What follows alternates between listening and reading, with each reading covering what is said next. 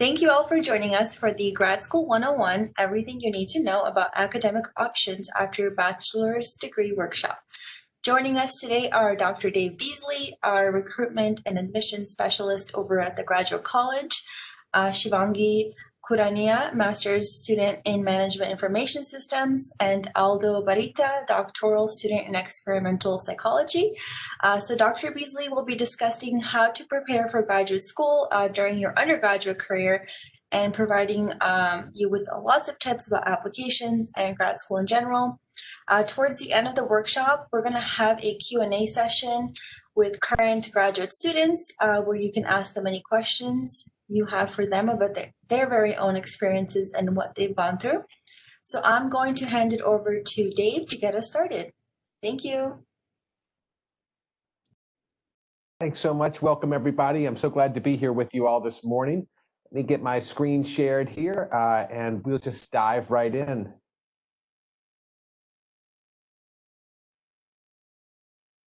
So I know that the whole graduate school admissions process can be sort of daunting, and even just sort of knowing where to start.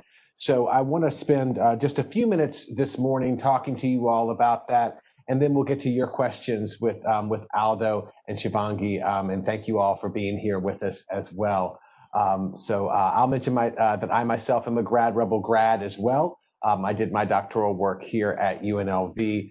But I will, of course, defer to our current graduate students since it's been a little while since I was in school. But what we have for you today is a presentation. So I want to start by just defining some key terms and sort of talking a little bit about what graduate or professional school is. Sometimes we hear those terms somewhat interchangeably, and we'll get to some definitions. And I think that's a good place to start. So graduate or professional degrees are advanced courses of study that focus on a specific field, discipline, and/or career. Okay, so there's sort of different degree types as well. So the three that I want us to sort of focus on this morning are master's degrees, which are usually sort of a generalist degree focused on career or discipline-oriented skills. So a Master of Arts, a Master of Science. There are some different master's degrees out there as well, like a Master of Fine Arts, for example. But most master's degrees are either MAs or MSs. Then there's doctoral degrees. These are heavily research-focused degrees designed to extend knowledge or add to or fill gaps in current knowledge in an industry or field. So an example of those would be a PhD or an EdD, right? So that's what most university professors that we encounter have doctorates, right? Have those PhDs. And then there are professional degrees, and professional degrees are almost entirely focused on training for a specific career. So for example, a JD, which is a law degree, or an MD, which is a medical degree, right? And then there's other forms of those as well, right? There's dental degrees, and there's osteopaths, all kinds of different degrees there. But those are just some sort of examples of some pretty common ones. So those are generally the kinds of degrees that are offered in graduate or professional school, right? You're usually looking at a master's, a doctoral, or a professional degree of some kind. The difference between graduate and professional programs is really one of emphasis, right? So sometimes you hear graduate and professional schools sort of used together, but they're not exactly interchangeable, though they are somewhat close, right? So graduate degrees emphasize research and the production and/or extension of knowledge in a field. They generally tend to be in more of what we consider to be quote unquote traditional academic subjects, right? Things like English, history, chemistry, biology, psychology, sociology, things like that, right? Whereas professional degrees emphasize training for a specific career, right? Now, that said, folks who get graduate degrees get career training. Absolutely, you get some career training there. It's just that the focus is more on emphasis. The emphasis is more on research. Those who get professional degrees, if you end up going to school for that, you get lots of research skills as well, right? It's just, again, a matter of emphasis, where the emphasis is on the career training, but you will get some research skills as well there. So I want to talk about some of the benefits here to graduate and professional degrees, because I feel like that It gets sort of talked about a lot, but we don't always talk about the benefits of it. So right now, let's sort of start at the top here with increased employment opportunities and lower overall unemployment rate. What I mean by that is that as somebody who holds a graduate or professional degree, there's just going to be more jobs open for you, right? So when you start looking at job ads as you're coming up on graduation, and maybe you're deciding between, hey, do I want to go to grad or professional school now? Do I want to wait a little bit? Let me see what's open to me in my career. You'll notice that different job postings will require different degrees, and they may say, hey, a bachelor's degree is required, but a master's degree is preferred, right? So if you have that master's, that can sort of give you a leg up. Also, if you look at how unemployment breaks down by job, by education, the higher your education level, the lower the overall unemployment rate tends to be, right? Also, those with advanced degrees, if they do find themselves out of work, tend to not stay out of work as long. It definitely helps you stand out from the crowd when you go to apply for jobs. So only 13.1% of the population has a graduate or professional degree.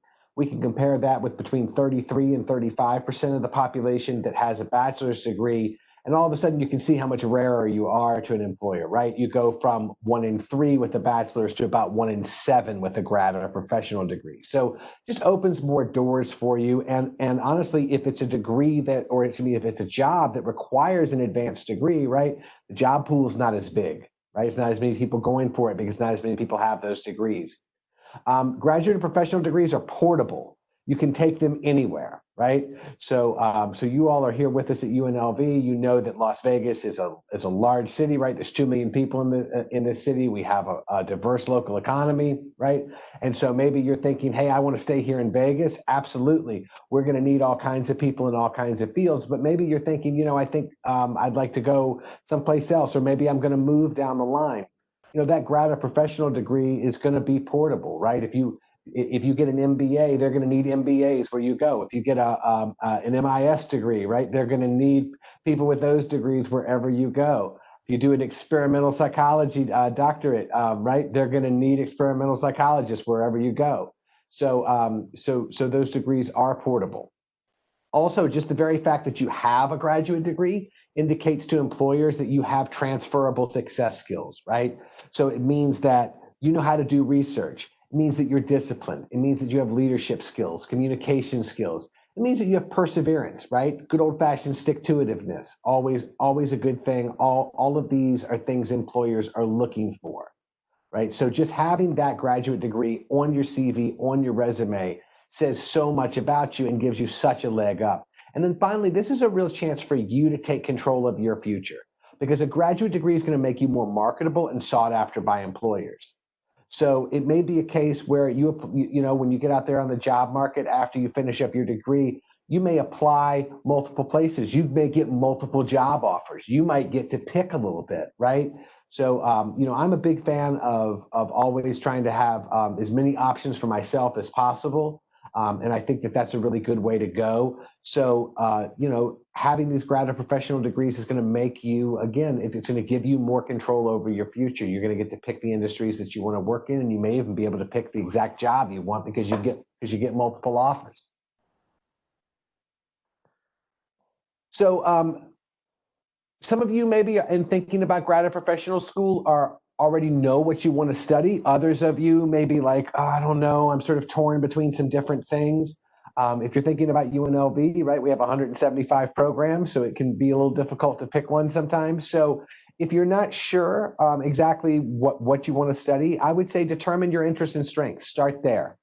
Start with the kind of work you want to do, and start with figuring out, what are you good at? What are your skill sets, right? What do you feel comfortable with? How do you envision yourself, a few years down the line, right? Keep in mind as well that you don't necessarily have to do the same thing in grad or professional school that you did as an undergraduate. Lots of people do, but other people don't, right? Undergrad is a great testing ground, right? So explore, look around a little bit, right? And we'll talk about some resources here on campus to help you with that in just a few minutes. But sort of check out different things, especially if you're sort of still picking your major, or if you're still sort of undecided, right? Try out some different things, see what you think would be best for you. Read some research in the fields of interest. If you're not sure where to start there, UNLV subject librarians are an amazing place to start. So those of you who aren't familiar with them, just about every subject area here at UNLV or major or discipline has its own subject librarian. And these are folks that are familiar with research in that field. They're familiar with the databases in that field. So if you're not sure where to start looking at research, check out who your subject librarian is. And shoot them an email, make an appointment. They would love to help you, sort of get started there. Also, visit your professors during their office hours. I know it's a little tough with the pandemic to do that, but my sense is that most professors are holding virtual office hours.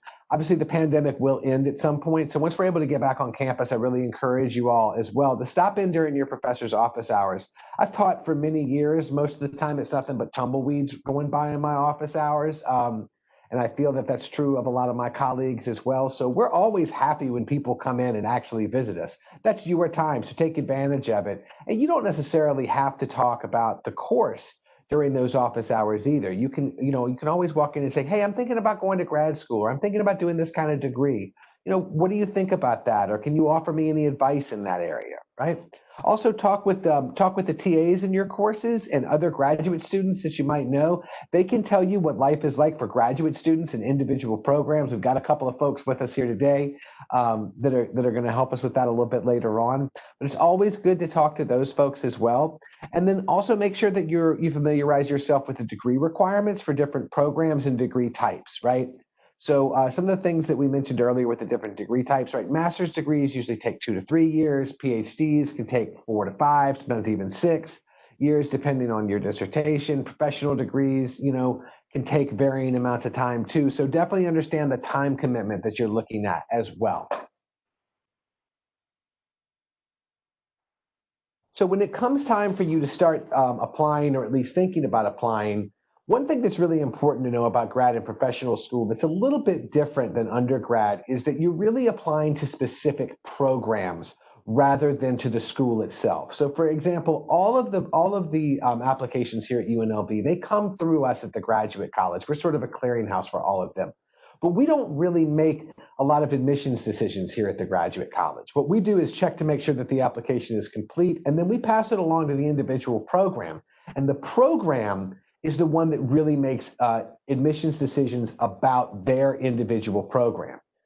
Each university is going to have a slightly different system. Some are going to be highly centralized, some are going to be decentralized, some are going to be a little bit of both. We're kind of a mix here at UNLV where we have a centralized application system, but again, everything's going out to the individual programs once we process it.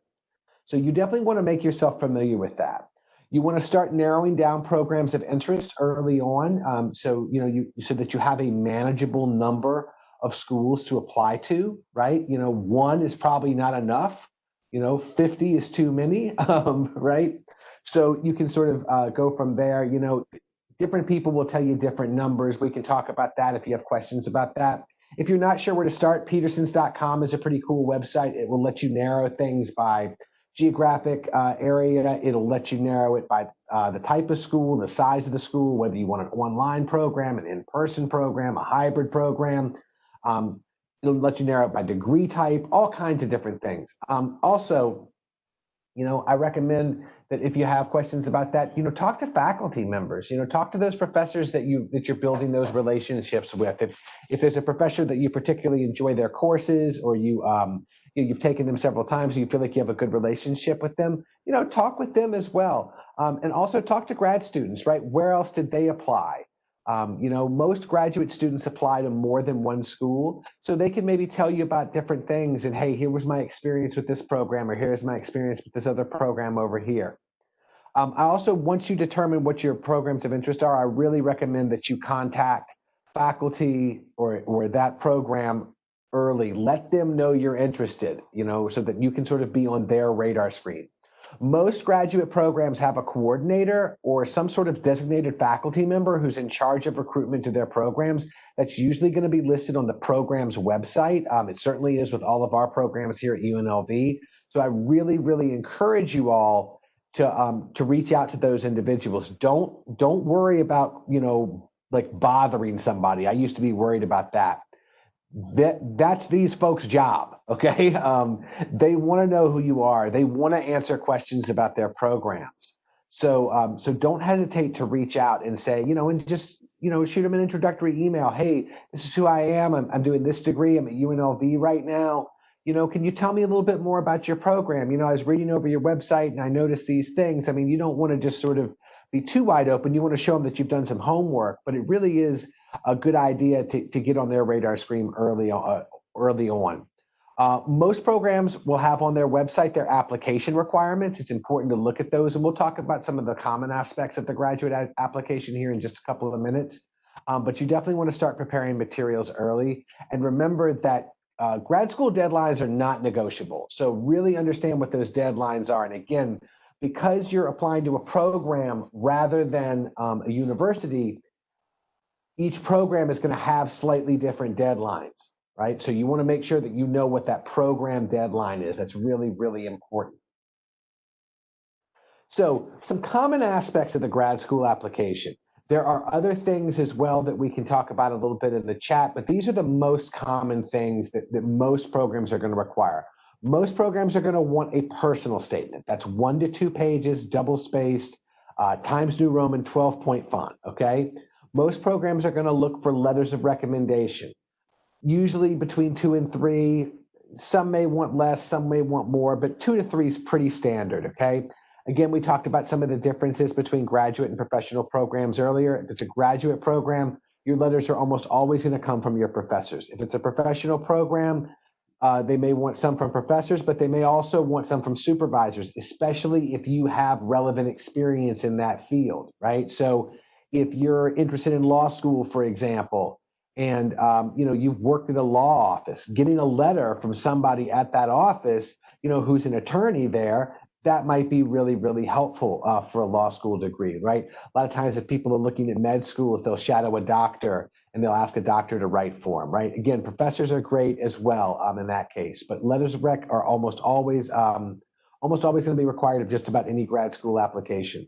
They're going to want transcripts from all colleges and universities that you attended, right? That's so they can see your individual courses. They can make sure that you meet their GPA requirements and that you have the required prereqs. If you look and see that there's a bunch of prereqs and you're not sure what you have, reach out again to that program coordinator or designated faculty. Let them help you with that. Also, if you're missing 1 or 2, that's usually not the end of the world. You can make them up. You can take some extra courses, get those prereqs, get it squared away. Some schools will take unofficial transcripts as part of the application. Others will want officials. Here, if you want to apply with us at UNLV, we'll take unofficials to start with, and your unofficial transcripts can be found in your My UNLV account. And then a lot of programs as well are going to require you to take some sort of standardized test, right? So the first thing in that case is to look and see if they're requiring it. A lot of programs still do requiring it, but fewer and fewer of them are requiring them these days.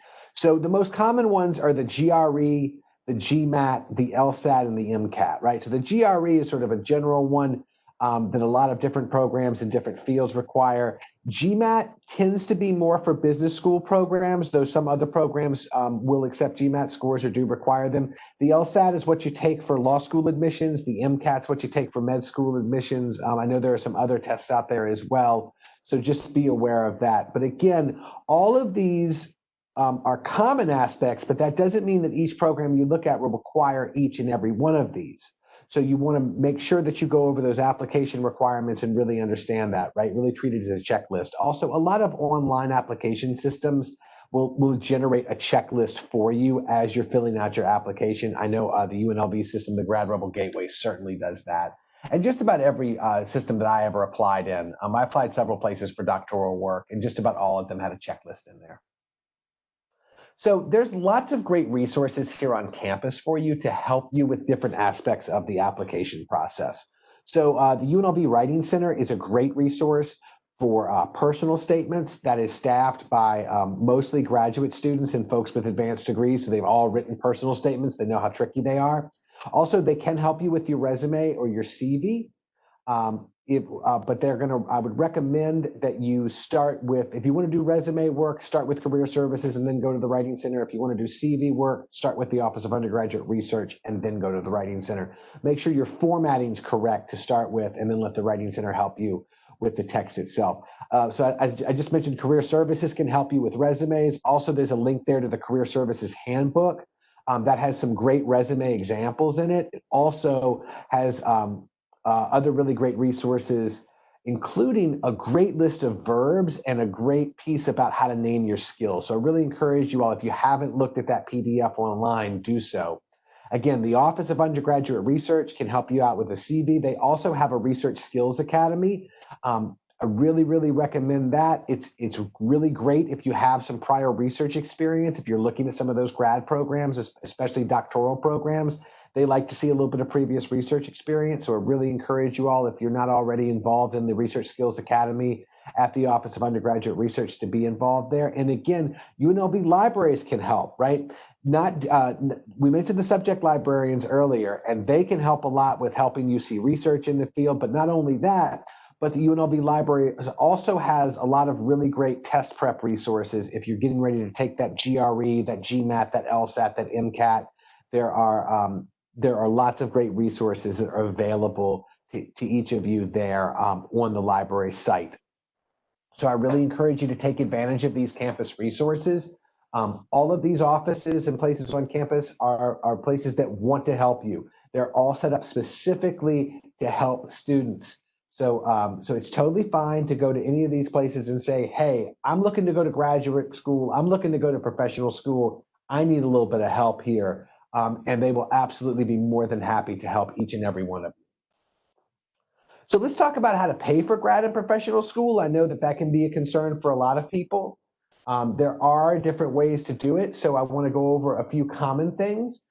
Graduate assistantships are pretty awesome. That's where you get paid to go to school. So they cover the cost of tuition and include a monthly stipend of usually between $1,000 to $2,000 a month. It really varies based on the university you're looking at.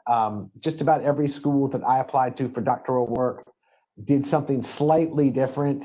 Again, most of them cover all the tuition. Some of them, it's a percentage. So you really want to, you really want to pay attention and carefully look over all of these things. Also, graduate assistantships often waive out-of-state fees. So, don't feel like you have to necessarily stay in the state. Of course, we all want you to stay here at UNLV. But as you're sort of looking at places, right, don't necessarily let out-of-state tuition sort of throw you off. I came out here from Virginia, but I never had to pay any out-of-state tuition because I was a graduate assistant in the English department, and that always took care of my out-of-state fees. Scholarships and fellowships. Here, a couple of things, again, because we're applying to universities and programs, right? So you want to check with your program and the university about the availability of scholarships from graduate students. Fellowships are out there. They're usually reserved for doctoral students. They're highly, highly, highly competitive. But if you're looking at doctoral work, absolutely apply for fellowships. The worst thing they could do is tell you no, and you're no worse off than you are then. Grants, these are always good things to look for, right? Check with with the university and the program about them. Grants are free money, so we like that, right? And then, of course, there are loans as well, right? A lot of people do have to take out some small degree of loans during graduate school, so be sure to fill out your FAFSA. It's really, really important that you do that. And if you haven't filled out your FAFSA for next year yet, and you're thinking about grad or professional school, or if you're going to come back and finish your undergraduate next year, fill out your FAFSA. Do it today. It's really important that you do that. So in thinking about how to get funding, right, it's not enough just to know that funding exists, right? The trick is to try and get some of it. So you definitely want to research programs in universities to determine which ones offer graduate assistantships. Just about every university offers grad assistantships, but there are some that don't. So if that's really important to you in terms of paying for grad school, you want to make sure that you're looking at a program or a university that has funding. The best piece of advice I can give you towards getting funded through an assistantship, a scholarship, a fellowship, any of that is to prepare the best application possible. Funding is limited in programs and at universities, so they want to give their funding to the best applicants they have. So you want to be among their best applicants. right? So really take your time. It takes a while to do a good grad school application. It cannot be done overnight. It really can't be done in a week or two. It's going to take you a couple of months. So be prepared for that, because it's really important to put your best foot forward, not only to get into the program, but also so that you can get some funding, right? If you're looking at PhD down the line, if you're thinking that that's where you're going to go eventually is towards doctoral work, if the program will let you apply directly to the PhD, to the doctoral program from your bachelor's, do that. Couple of reasons. Um, First of all, if you're gonna end up there anyway, why not just go straight to the horse's mouth, right? Okay, why not go straight to the top of the line? But also because it's usually easier to get funded as a PhD student than it is as a master's student. A lot of programs fund all of their PhD students and some of their master's students. So again, if funding is really important to you and you know you're going to do that doctoral work anyway, just go straight to it, right? It'll be easier to get funding that way if you're accepted, and you'll be all set. So that's kind of in general, right? But I want to talk to you all for just a couple of minutes about why you might do graduate work right here with us at UNLV, besides the fact that you're already here and you already know how great UNLV is. I want to tell you all a little bit more about us at the graduate level. So obviously, you all are probably familiar with the fact that UNLV does have the prestigious R1 ranking from the Carnegie Classification of Institutions of Higher Education. We're one of only 131 universities in the country with that designation. And what that means is that there's very high research activity happening on this campus. And that's a really big deal for UNLV in general. It's an even bigger deal for graduate studies at UNLV, though. Because having a graduate degree from an R1 university, especially if you're looking at academic jobs down the line, really can make a difference. Like I mentioned earlier, we have more than 175 graduate degree and certificate programs. So if you're, pretty much no matter what you're interested in, chances are we've got something. And we do have more than 40 professional and doctoral programs as well here on campus. We're obviously among the most diverse universities in the country, according to US News and World Report. You all know that already, and you know as well that diversity is really what makes UNLV such a special place. I think it's a big part of what makes us a special place to work and study. We have a great professional development academy here for you in the grad college. This is certificate programs, career support, workshops, job training, all kinds of stuff. We want you to get a top-notch education here at the UNLV Graduate College, but we also want you to be ready to walk right into that new job and that new career as soon as you finish up. So I like to sort of envision folks walking across the stage at Thomas and Mack to pick up their grad or professional diploma right after they're finished their degree, and they walk right out the door and into their brand new job, into their brand new career. We also have the community engagement classification. So if you're in a field where community research is important, or if you just want to be really involved in the community at your school, that's something that I like, right? We do have that classification from the Carnegie Foundation for the Advancement of Teaching. We're one of only 119 universities in the country to have that designation. So again, you can see we're really pretty highly ranked. Speaking of that, you will get the chance to learn from nationally and internationally recognized faculty in highly ranked programs across campus. So just to give you a few examples of that, right? We have a top 5 in the world hospitality college, right? So that's pretty good. We have a top 10 music program here at UNLV. We have a top 100 part-time MBA program, highly ranked Doctor of Physical Therapy program. We've got really highly ranked and amazing programs all over our campus, right? I've been here since 2011 as both a graduate student and a faculty member, and I've had the chance to go to all kinds of conferences, professional organizations, just all kinds of different gatherings of academics from different fields. And one of the things I'm consistently impressed by whenever I travel with other faculty here at UNLV is how well known and how well respected our faculty are in their fields.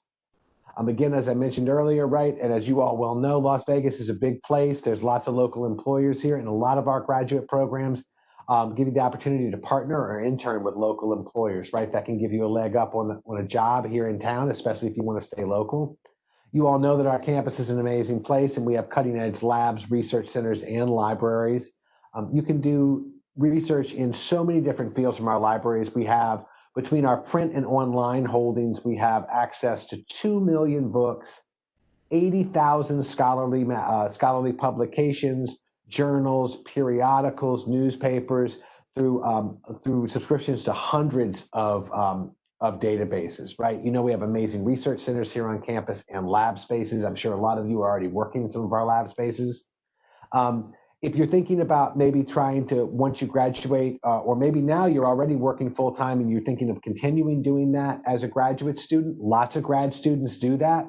We do offer lots of flexible scheduling, afternoon and evening classes, online courses, and of course, even some of our programs are fully online. If you're looking to get hands-on experience in your field, again, we do have graduate assistantships. I'll talk a little bit more about grad assistantships at UNLV here in just a moment. And then finally, you'll have the chance to develop some really amazing relationships with faculty and classmates. And I know that's something you could do just about any place, but you all know this already. You know what a special place UNLV is. You know the kind of relationships that you can develop already here, and grad professional school staying at UNLV for that will allow you to deepen some of those relationships or to make new ones if you're going to sort of go to a different field, right? So lots of great reasons to stay here at UNLV.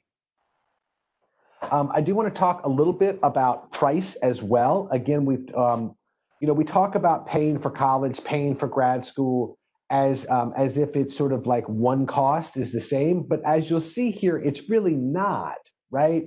So we've done a comparison here between tuition rates at UNLV, tuition rates at UCLA. And this is not in any way to knock UCLA. UCLA is a fine academic institution. We picked them because they're about the same size as we are. They have a similar diversity profile, and they're in the same region, right? But UCLA is, of course, a fine academic institution. But you can see here what your yearly cost will be. Again, and this will depend somewhat on the number of credits that you take, right? But you're looking at about $6,500 as a Nevada resident. 22,000 if you're out of state, but again, if you get one of those grad assistantships, that'll take care of those out of state fees. Versus at UCLA, for somebody who's an in-state resident at UCLA, they're looking at about 17,000 a year, or 32,000 as out of state. So again, there really is value in terms of getting an education from an R1 university for a really reasonable tuition rate, especially compared to other regional places. I mentioned earlier about those GAs, right? UNLV's got a bunch of them. We've got over 1,000. We have $21 million in annual funding for over 1,000 GA positions. GAs at UNLV receive the following. You get an annual stipend. Again, it varies depending on the campus unit that hires you, but it's between 11,250 and 20,750. Those are sort of that's kind of the range. You get full or partial tuition coverage, and it waives out-of-state tuition. So if you get a graduate assistantship for the full year, it waives all of your tuition for the full year. If you get it for a single semester, it takes care of it for that semester. You get registration fee reduction. You get health insurance benefits, summer tuition benefits, bookstore discounts, access to emergency loans, and more, okay? So there's really a lot of benefits here. I'll mention that we have about 5,000 graduate and professional students here on campus at UNLV. So about 1 in 5 of our graduate students are funded through graduate assistantships. Now, those are great odds, okay? To have a 20% chance of getting funded through a graduate assistantship is amazing, but I actually think your odds are better. And the reason that I say that is because not all of our students apply for graduate assistantships. It's not like we get 5,000 applications a year for graduate assistantships. I don't know what the number is, but I know that a number of students in our programs, they're working full-time, in other jobs. They're maybe working, because they already have that bachelor's degree. They've got a good job someplace. They're coming back to school or something like that. So 1 in 5, again, is pretty great, but I think your odds are a little bit better. In addition to that $21 million in funding for over 1,000 GA positions, we also have $5.7 million in annual funding for graduate student scholarships, fellowships, and awards. So there's lots of money for graduate students here, and we were able to protect all of that money even despite the budget hit that we took from COVID-19, right? So we are committed to our graduate students here. We're committed to funding our graduate students here, and we remain committed to those things despite our budgetary woes, sort of statewide. To say nothing again of the public health emergency that we're all facing. So here's our team. You can see me right there in the center. We do have a couple of grad assistants that work for us. They're there on the bottom. And I'll point out as well, Lori Filippo, who's our international admissions and recruitment specialist. Lori is amazing and awesome. And if you're an international student, she can help you with the process as well. So you can always reach out to us. We're happy to work with you. We do have some upcoming events that I want to let you all know about. So later this afternoon, we're going to do kind of a deeper dive on graduate school applications. We're going to do grad school applications 201. We're going to do Grad School 101 and Paying for Grad School and the application workshop on Saturday, November 14th from 10 a.m. to 1 p.m. So if you give us 3 hours, we'll give you the whole deal. We're going to have a virtual drop-in session at 5 o'clock on Tuesday, November 17th. And if anybody's interested in our MBA program, on Thursday, November 19th, we're going to do an MBA information session and application workshop at 5 o'clock. You can request program information, and I'll put a link to our full schedule of upcoming events in the chat as well. Thank you all so much for your time and attention. I'm looking forward to your questions, and I'm looking forward to hearing from our panelists. So thank you all so much for having me. Thank you so much, Dave. Aldo and Shivangi, will you please introduce yourselves and let us know just a bit about what programs you're in, what you're studying, while our participants think of some questions. I'll go ahead and start. So, hi everyone, my name is Shivangi, and what's very interesting is that just by everything that Dave was talking about, I'm an international student, and I'm also a GA at the graduate college, and I did my undergrad, and I graduated from there in about it was fall 2018, and I started my sorry, I got distracted with the chat. I started my grad program in spring of 2020. So I feel like a lot of you might have a lot of questions surrounding those topics. So feel free to like ask me, because I feel like my situation was very interesting coming in grad school. But that's kind of what my background is, and I'm studying management information systems. My bachelor's was in hospitality management, and I'm originally from India. Hello, everyone. My name is Aldo Barrita. I'm a second year grad student at the Experimental Psychological PhD program. I graduated from my bachelor's on 2017 from UC Berkeley, and I started my program at UNLV on fall 2019. I study racial and sexual minority microaggressions and its impact on well-being. And if you have any questions, I was a transfer student back when I was a transfer to my four-year college. I'm a non-traditional student as well. So feel free to ask any questions. Thank you both so much. So speaking of graduate assistantships, Shivangi, you mentioned you have one, and then Aldo, if you also have one, can you both share a bit about how you found out about these opportunities, and maybe a bit about the process, how you applied and interviewed, just to kind of give an example to our students here today? Okay, I'll kind of go ahead again and tell you about my process. So the way I got into the program, I came in spring, which is a little non-traditional, and usually graduate assistantships start from fall and they go the entire academic year. So when I came in, I first looked for other opportunities that I had, and I was very lucky to find a student worker position at the graduate college. So I was actually working in the same team as Dave is working right now. And because I am an information systems student, I started to network and talk to my classmates and see like what kind of opportunities they might know of in that field. And then I also started talking to my boss and people in the graduate college, and fully tried to utilize my resources to see what kind of positions can I potentially be qualified for that can help me get experience in the field of study that I'm in. So I think that was very important for me to kind of see, and also see like how can I get help. So once I started to find out about the resources, I just started getting connected with people who were directly hiring the positions. And I was lucky to get connected with Payam, who works in the systems team at the graduate college right at the time when one of their team members was leaving. And they were looking for a new position. So they asked me to interview. And I went right in and I did an interview with them and just kind of understood what the position entailed and all of those things. We found out that we could be a great fit for each other in the team, and the process just went really fast. And I got hired and got transferred from my student worker position into the graduate assistantship. So it was really great, and the assistantship covered and waived all my international student fees and also gives me a stipend. So great opportunity. I'm also learning like firsthand experience. Like I'm getting experience in my field firsthandly. So it's great.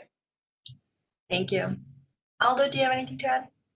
Yeah, absolutely. So for doctoral programs, doctoral research programs, typically you get some kind of funding for most programs, but it's important to ask that question as you're looking across different programs, whether they provide funding, whether it's secured, and if it's secure, for how long, given that most doctoral programs go from 3 to 5 or 6 years.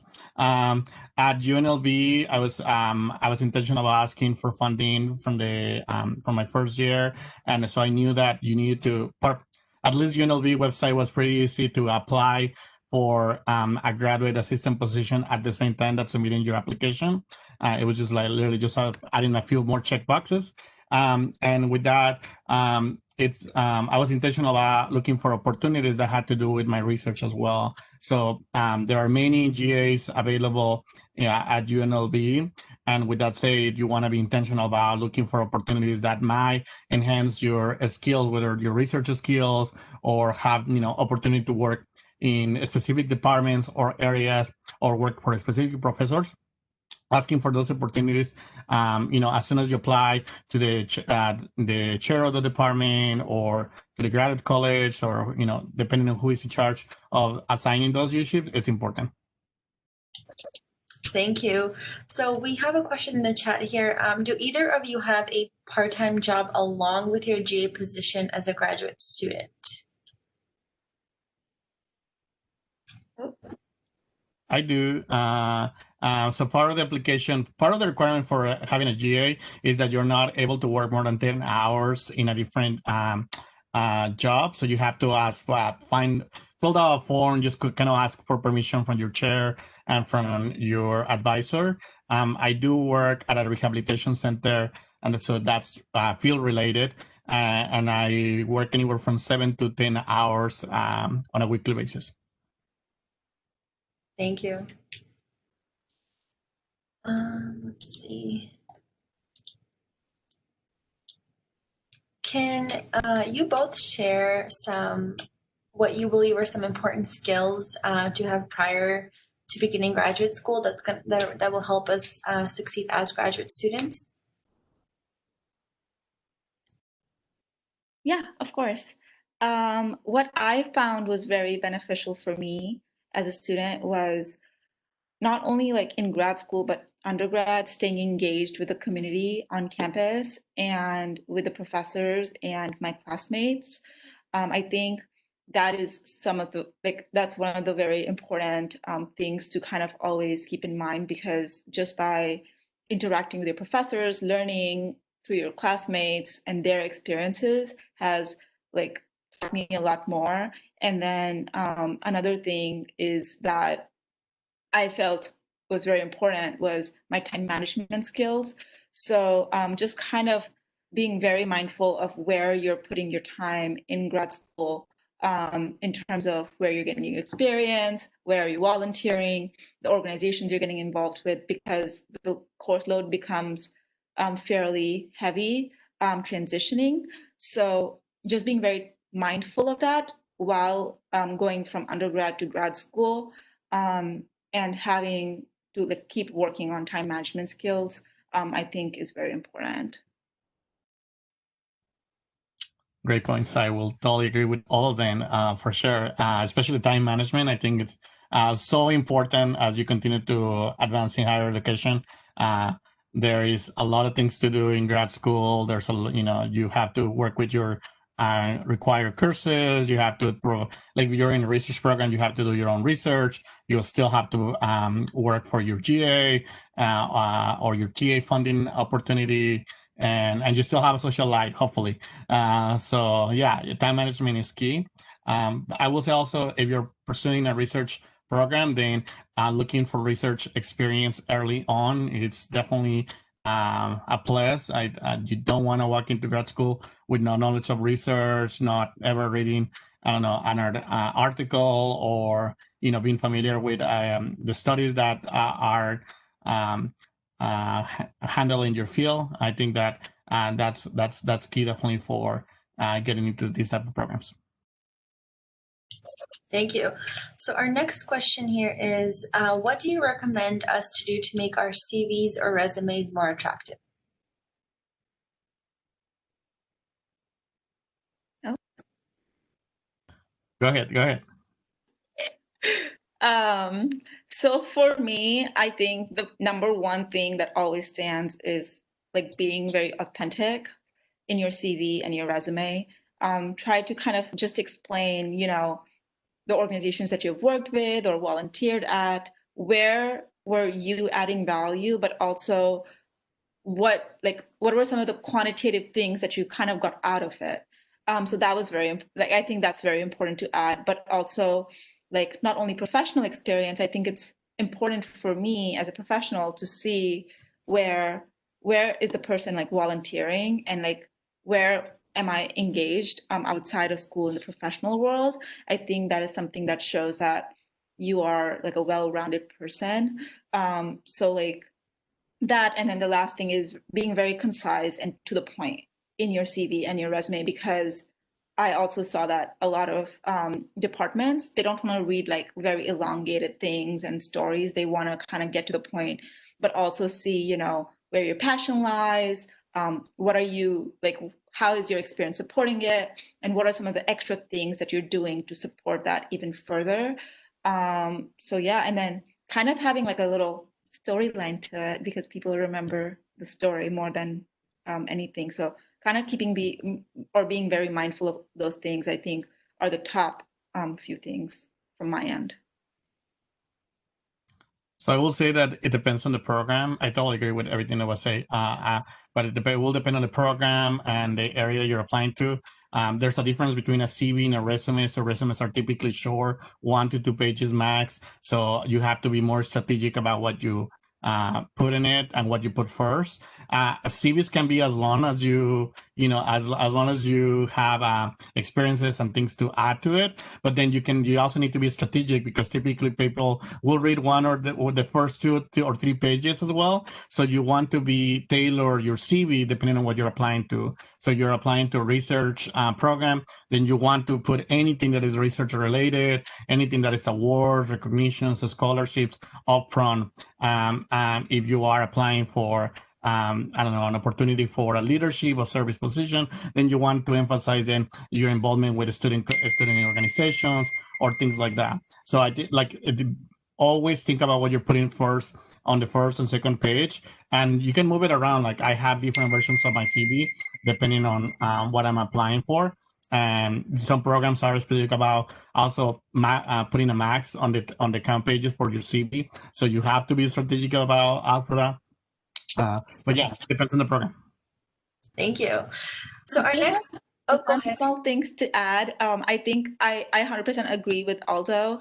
And another thing that was very helpful for me as a student was getting connected with somebody in the department before applying and seeing what they usually look for in a successful student. I think that kind of gave me an idea about what I needed to add, and how I needed to alter both my CV and my resume, because as Aldo said, that I don't think you can like put out the same CV and resume for each type of the program you're applying for, or even a job. So I agree. Thank you. That's a great point. So our next question here is, what are the most challenging parts of grad school?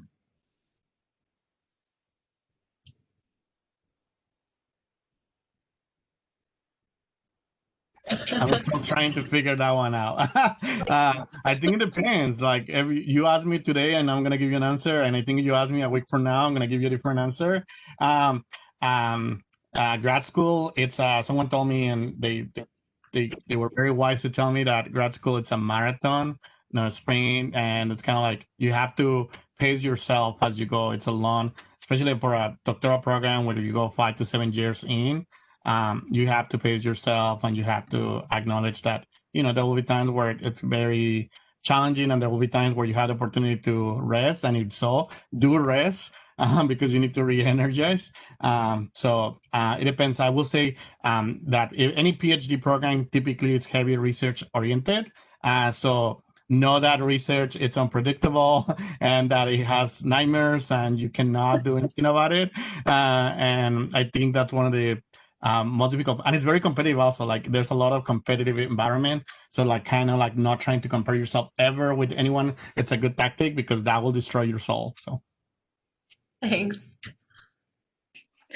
I agree with Aldo, but I think another thing that just kind of adds on to the layer of like seeing the program not as challenging, because grad school can be very challenging for people.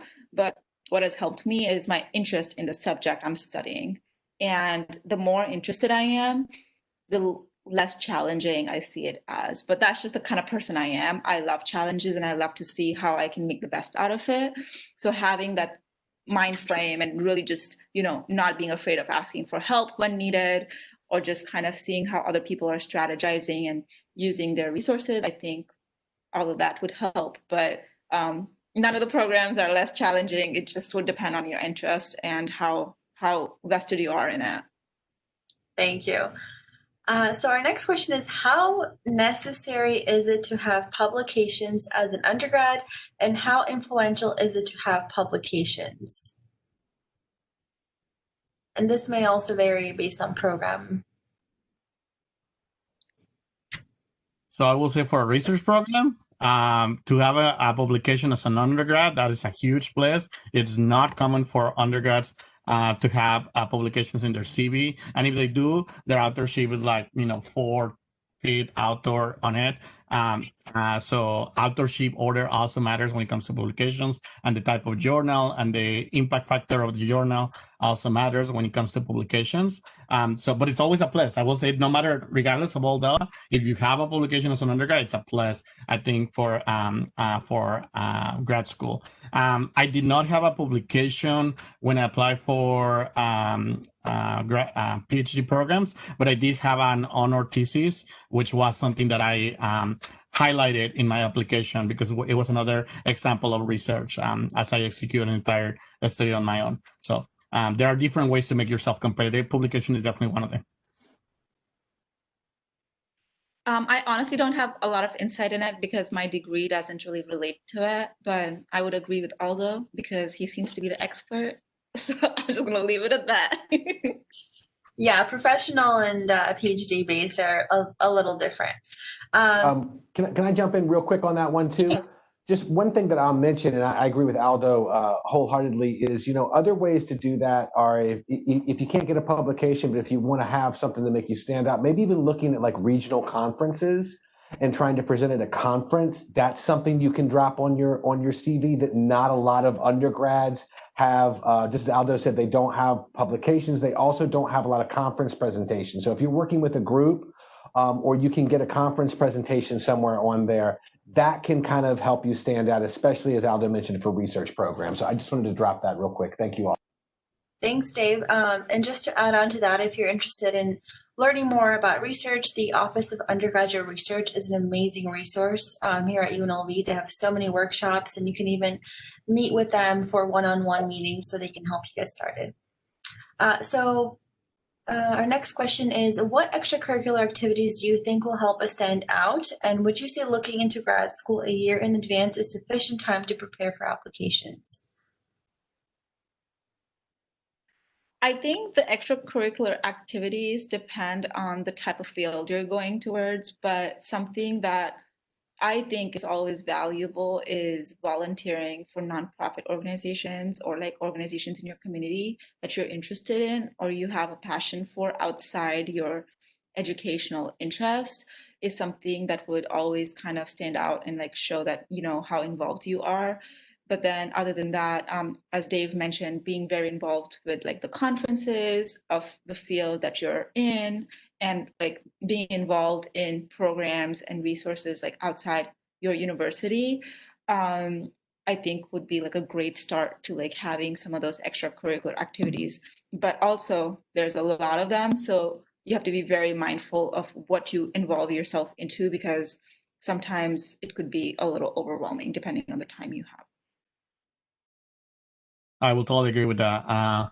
For extracurricular activities, I mean, involvement is better than non-involvement, I will say. So, but you also have to think about how you're going to speak about that in your personal statements, for example, right? Like that is very important, because you can have 3 lines or 4 lines in your CV of service, but if you don't speak about those in your statements and how those, contribute to your intellectual merit, or how does that contribute to a broader impact, like helping communities, or what was the outcome of that, then it goes by, and they probably won't notice that you have that type of service. I think extracurricular activities also speak to leadership. So if you have leadership roles, you can also always highlight that, because leadership is important in grad school. There are smaller cohorts, so you have to demonstrate that level of leadership. And as far as looking into grad school a year in advance, you will feel that no matter how early you start, you didn't do it. You don't have enough time to look into everything. So I'm just gonna say that out there. But I do think that it's a good plan to at least start a year in advance, so that you can think about all the requirements. Thank you both.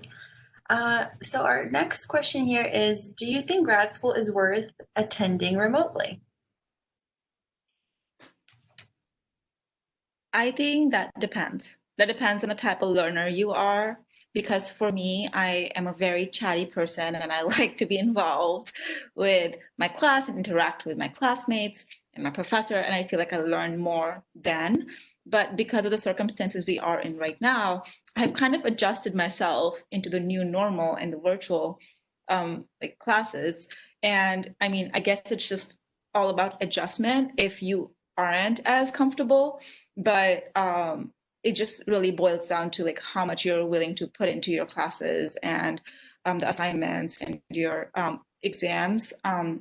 So a lot of work in grad school is depending on how the student is, like with how much stuff the student is willing to put in. And I think that's like one of the different key points from like undergrad to grad school. So it's really about how much you want to put in, even virtually or in person. But the learning style is a key. But I think anybody can adjust to a new way if they really want to. Yeah, I will absolutely agree with that. Learning styles are key, preferences are key for that. As far as whether it's worth it or not, I think that depends on what is your goal, or what is the outcome that you want out of that education. So, like if you want to go to private sector right after that type of degree, then online schools are typically and have been consistently done in the last decade. Like many people that go to private sector attend master's programs online while they're working at the same time. I mean, that's very typical nowadays. If your ultimate goal is to go, for example, into academia, then that might be more challenging, because sometimes the research doesn't even allow you to do it online. So again, it's what is the goal after that type of degree? I agree with. Oh, Go ahead. I agree with Alda, because I think so. Like one of my friends, she wanted to perform research in like the fields of like health and fitness, and she's having a very hard time. But the situation was kind of uncalled for, and things switched virtually. So that was one of the challenges that she had faced. So those key things that Aldo mentioned are very important, because I know of people who are facing those challenges very heavily right now. Thank you both for adding that. So we are at 10 a.m. So we'll wrap up our workshop for today. But before we do, a huge thank you to all of you. Thank you, Dave, Aldo, and Shivangi, for joining us today. This was super informative. Thank you for answering all these questions. And thank you to all our participants for joining us to learn something new. I hope everyone has a wonderful rest of your day, and we'll see you at the next one. Thank you. Thanks. Bye.